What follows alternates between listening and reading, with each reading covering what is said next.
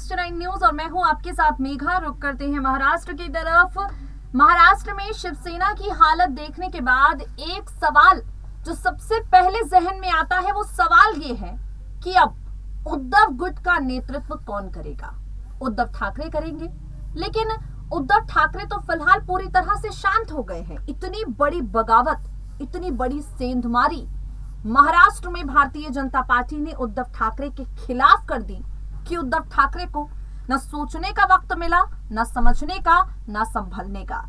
इससे पहले कि उद्धव ठाकरे अपने बागी विधायकों को मना पाते, समझा पाते, इन विधायकों ने शिवसेना को ही दो हिस्सों में बांट दिया, दो गुटों में बांट दिया और मजबूत शिंदे गुट ने बीजेपी के साथ हाथ मिलाकर महाराष्ट्र में मुख्यमंत्री पद भी हासिल किया और बीजेपी का कमल भी खिला दिया।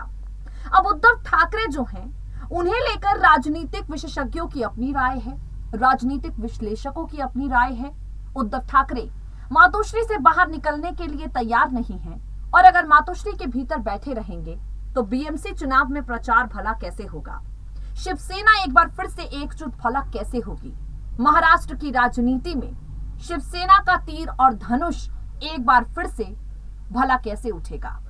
सुप्रीम कोर्ट असली नकली शिवसेना विधायकों की योग्यता और अयोग्यता के मामले पर सुनवाई करेगा 1 अगस्त को।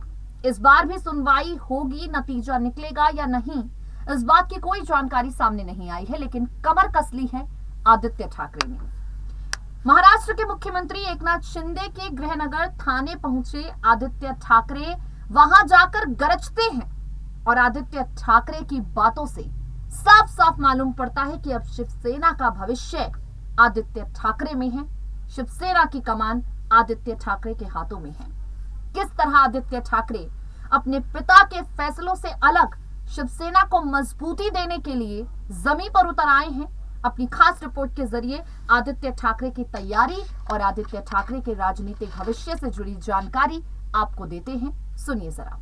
शिवसेना में बड़ी टूट के बाद उद्धव ठाकरे फिलहाल पूरी तरह से शांत हो चुके हैं। उद्धव ठाकरे ने कभी सोचा भी नहीं था कि उन्हीं की पार्टी के लोग उन्हें इतना बड़ा धोखा दे देंगे, लेकिन फिलहाल उद्धव ठाकरे पूरी तरह से शांत हैं और पार्टी को नए सिरे से मजबूत करने की जिम्मेदारी आदित्य ठाकरे ने अपने कंधों पर ले ली है।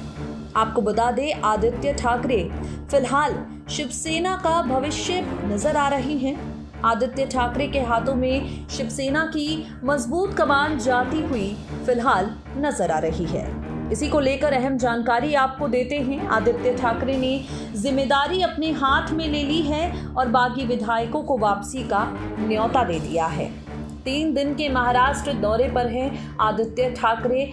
महाराष्ट्र में अलग अलग जगहों पर जाकर जन संबोधन कर रहे हैं, रैली का हिस्सा बन रहे हैं और बाकी विधायकों को लेकर बयान दे रहे हैं। इसी कड़ी में आदित्य ठाकरे ने कहा बागी विधायकों से, अगर आप लौटना चाहते हैं तो हम आपका स्वागत करने के लिए तैयार हैं। एकनाथ शिंदे के गृह जिले थाने के भिवंडी में एक जनसभा को संबोधित करते हुए आदित्य ठाकरे ने यह बयान दिया और कहा, अगर बागी विधायक लौटना चाहते हैं तो हम उनका स्वागत करते हैं, लेकिन आपके इस काम ने हमें दुख पहुंचाया है। हमने इन लोगों को गले लगाया था, लेकिन इन लोगों ने हमारी पीठ में छुरा घोंपा है। आपको बता दें, शिवसेना के अध्यक्ष उद्धव ठाकरे फिलहाल शांत हो चुके हैं। कई मीडिया रिपोर्ट्स में दावा ये भी किया जा रहा है कि उद्धव ठाकरे शिवसेना अध्यक्ष पद से इस्तीफा दे सकते हैं। मुख्यमंत्री का पद वो पहले ही छोड़ चुके हैं। ऐसी परिस्थिति में आदित्य ठाकरे को आगामी बीएमसी चुनाव के मद्देनजर मजबूती दिखाने की जरूरत भी थी। आदित्य ठाकरे एकनाथ शिंदे गुट के विधायकों पर तंज कसते हैं और इसके बाद भारतीय जनता पार्टी पर हमला बोलते हैं। आदित्य ने कहा, महाविकास अघाड़ी की सरकार ने कभी भी अपने विधायकों, सांसदों और अन्य नेताओं की जासूसी नहीं की।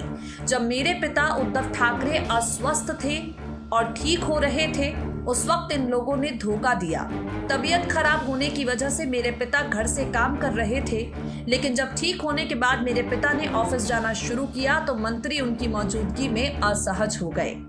नासिक के सांसद हेमंत गोडसे पर आरोप लगाते हुए आदित्य ठाकरे ने कहा, उन्होंने बागी विधायकों का समर्थन किया। हमने गोडसे की जीत के लिए उनका बढ़ चढ़कर प्रचार किया, लेकिन बावजूद इसके उन्होंने हमें धोखा दिया।